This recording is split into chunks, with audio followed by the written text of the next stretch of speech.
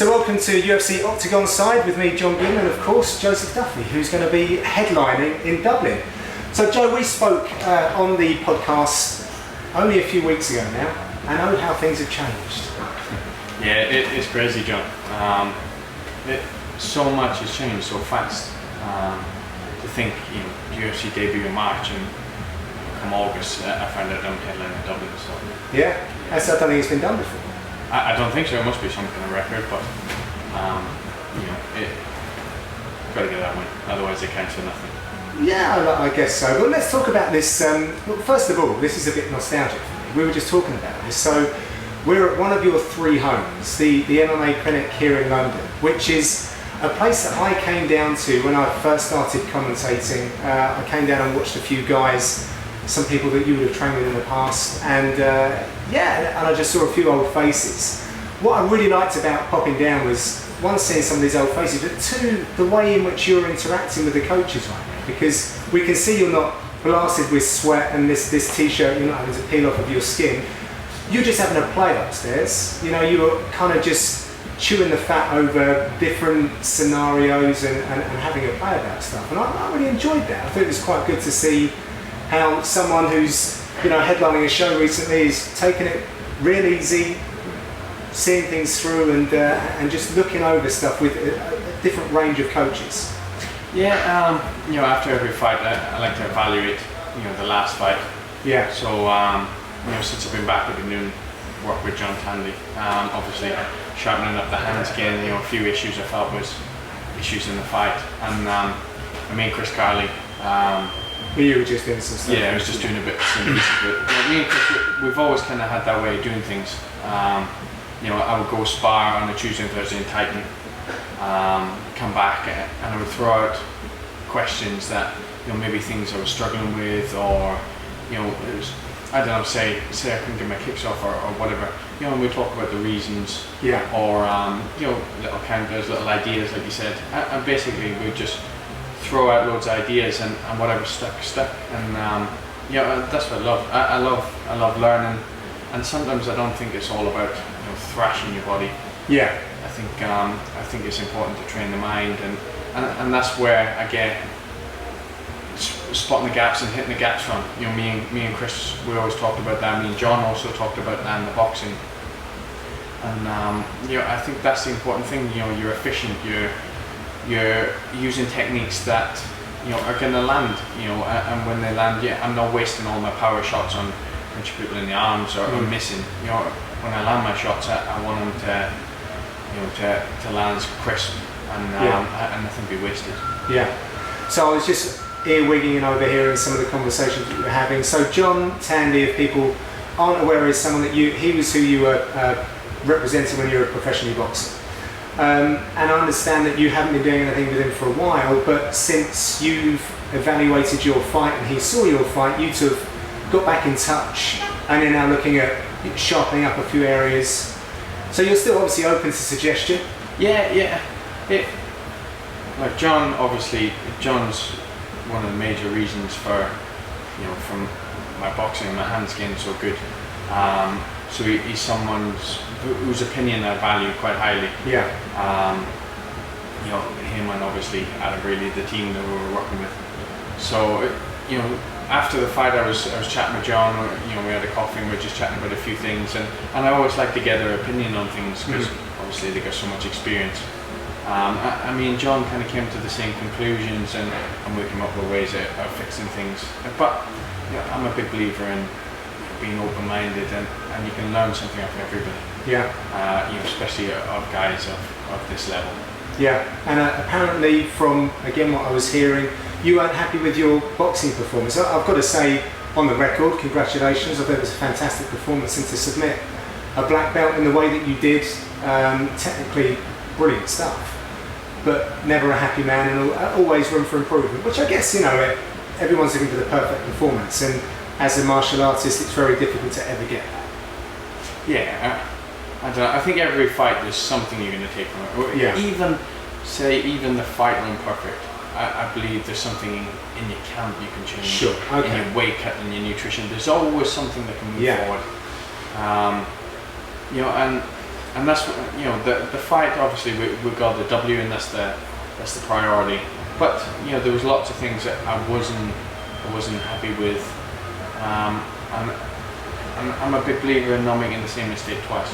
Yeah. So that's why I'm here. That's why I'm working on them bits and pieces. Again, I'm not thrashing myself. I'm chilled, technical sessions. I've got no reason to be killing myself. Just after the fight, and then my body recover. Given the time, and when I get back out to Montreal, I'll step it up again. Yeah. So talk about your Glasgow experience. I was there in a more casual sort of responsibility this time, so I was able to really look about the halls and speak to some fans and take in some of the energy, and it was a really positive show, and I saw that you were very well received over there, and with the win and on the back of it as well. So, but how was it for you on a personal level? It was really special, Glasgow. Obviously the first fight being away in Dallas, not many of the families could make it. Not many of my friends and family. Most of my immediate family, they could all make it. But it was nice to fight closer to home. There was so many people from my old gym, that turned up, and lots of other faces that I haven't seen in a long time. And the crowd was great. All the Scottish fans got behind us, and it was just a great atmosphere. Walking out, there's no feeling like when you walk out to that cage. Yeah. And that's something I've really enjoyed since I came back to MMA. Every time I walk out, just that feeling, going in and doing we kind of spoke about it in TriStar. You work your ass off every day. If you can't go in and enjoy the fight, what's the point? Yeah. And that walkout's always something special. So that is for you a real big part of it. It's not when the door closes. That the special moments are from literally from when you leave the locker room as well. Yeah, I suppose it's all of it. The weigh-in. As soon as you walk in the ring, you're pumped to get in and get in front of the crowd, and the walkout. I always enjoy the walkout when we hear a song and everything else, and then in the cage, I always enjoyed that. That's like, I love training. I would train whether I was getting paid or not. Right. So being able to go in and test yourself in front of that many people, you gotta enjoy that. Yeah. And I mean, no disrespect to any of the organisations or even from boxing where you were before, but it's such a different proving ground, isn't it? Just the scale of things is so different. And I think we've got to remember that you're still young in your UFC career, but things obviously have just, really taken off for you so quickly. So all of these experiences are very, very new, and it's not like you've rehearsed them and you've played them out many, many times. So there is lots of different changes. What was the biggest change about Glasgow from your debut? It's a good question, actually. Tell you the truth, the whole build up to the fight is, I would say that's maybe the difference between the big show and the other show, your media obligations and that type of stuff. So that takes some getting used to. Obviously Dublin will be slightly different again. I'll have a lot more. Well, it's already started. Yeah. Open workouts and all that type of thing as well. Yeah. So again, that stuff I try to enjoy. It's one of them experiences that you're learning as you go along. So I suppose, like what you said, there's always little tweaks you can make with your game. And when it comes to interviews, when it comes to the media work, it's a part of the game. You've got to learn about that stuff. Yeah. And it's all new experiences. So I'm looking forward to Dublin as well, because I got a lot more of that stuff coming up. And once you experience it and you get comfortable with it, you get better at it. And it's an overall package. You gotta have it all. Do you enjoy telling your story? Some people are all about the performance, but do you enjoy talking about, I know this is going to sound narcissistic, but talking about Joe Duffy? I don't mind doing this. For those who are interested, sometimes I feel a bit like we want to listen to my story, that sort of thing. I can understand it. But I don't mind. I quite enjoy the media stuff. You chat. So, obviously I know you quite well, so we sit down, we chat, and talk about some of the other stuff as well. So I quite enjoy, and obviously I feel the fans who follow the sport and want to know a little bit more about you. Obviously, this gives them more in depth, and I suppose it's that interaction between you and the fans. Yeah, and I think that you do have I think you have a really great story.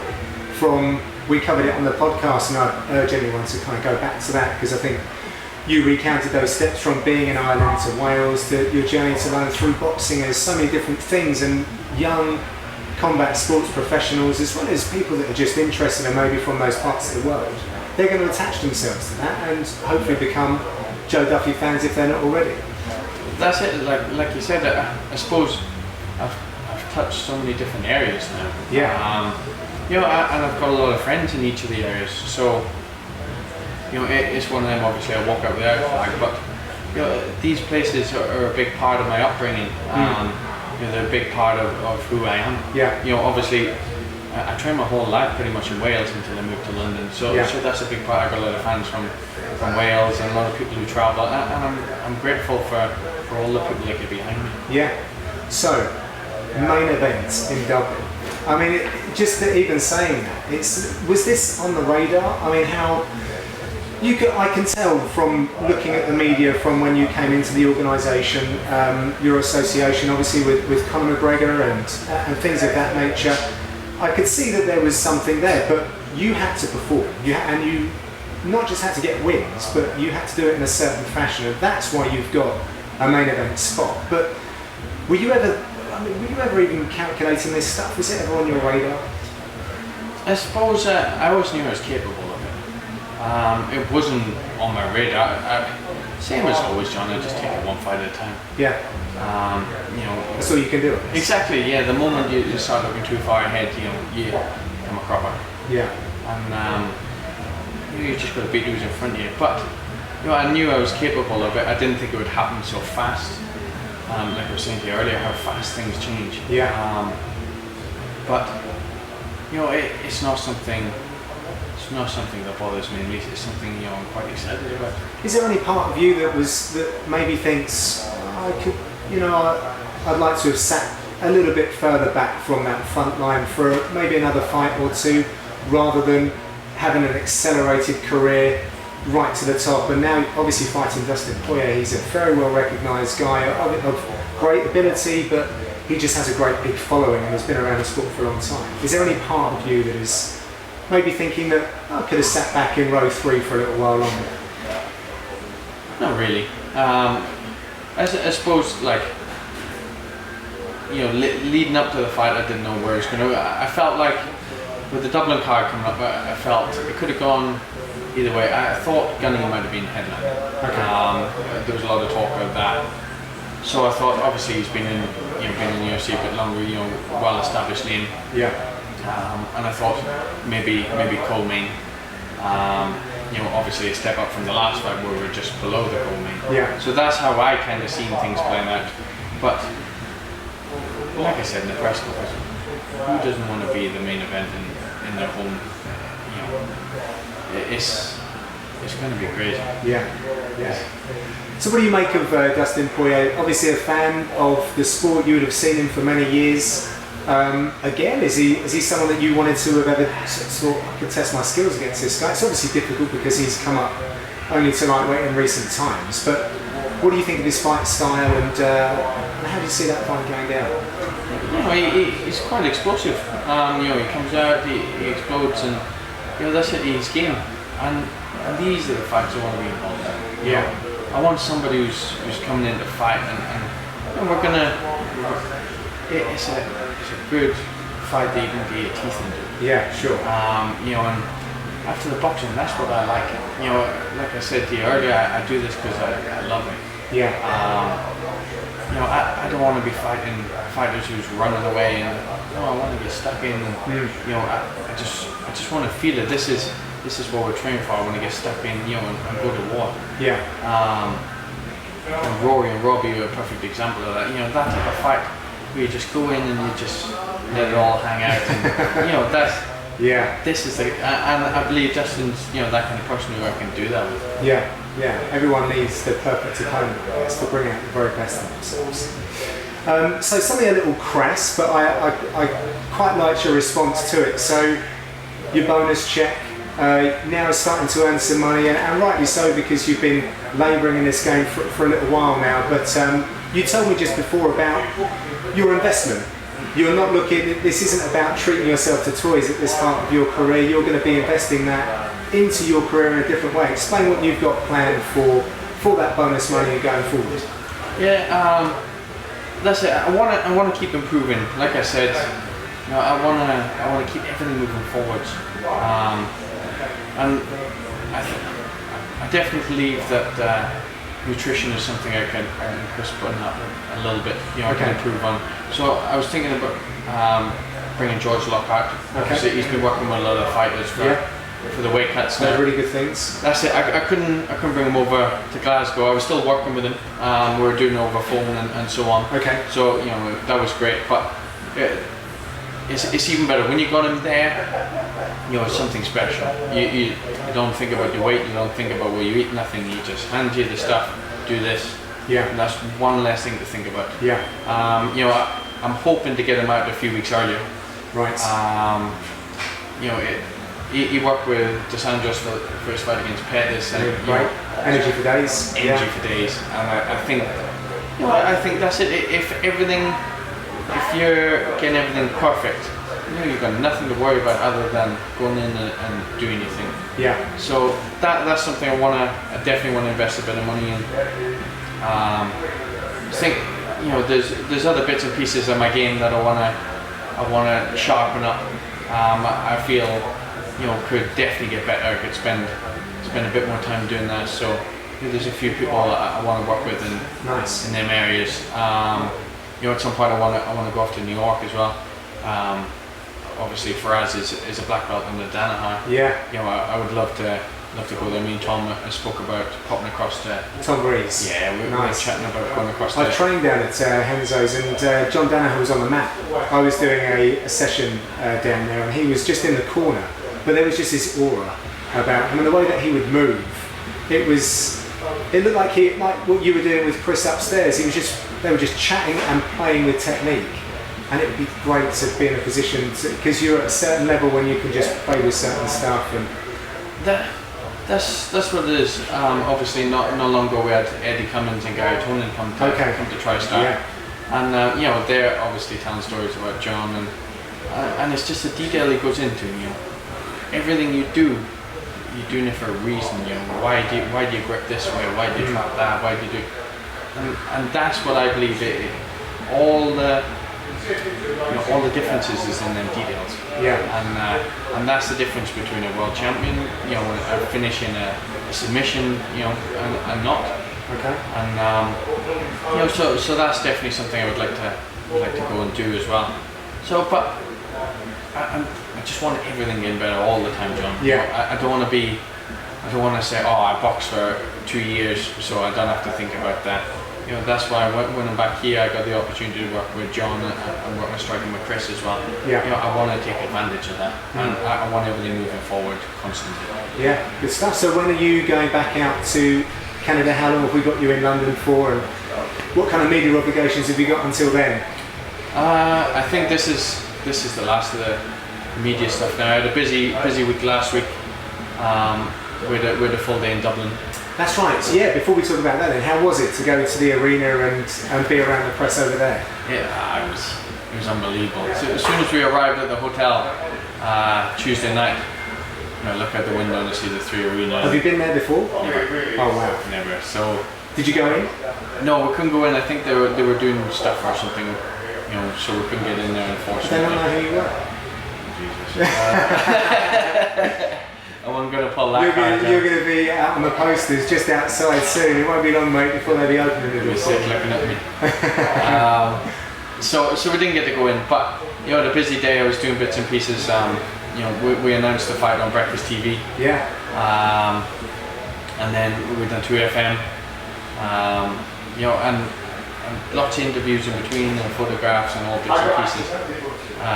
So all leading up to this. All leading up to this. That's what it was. It was all promoting this podcast. That's great stuff.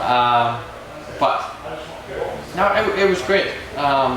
like I said, I think it's good because it gives you an opportunity to get used to this stuff and improve on them things, and obviously it's something, if you're going to be at the top, you've got to get used to. Yeah, and I have to say, I think we're very lucky to have someone like you as a spokesperson for the sport, as well as what you do, the work that you're doing inside the octagon.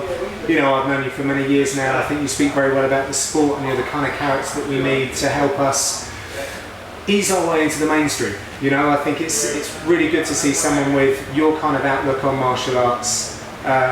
You've got there in the most honest way on results, and really pleased to see the success that you're having, and I hope to see the very best of Joe Duffy against Dustin Poirier.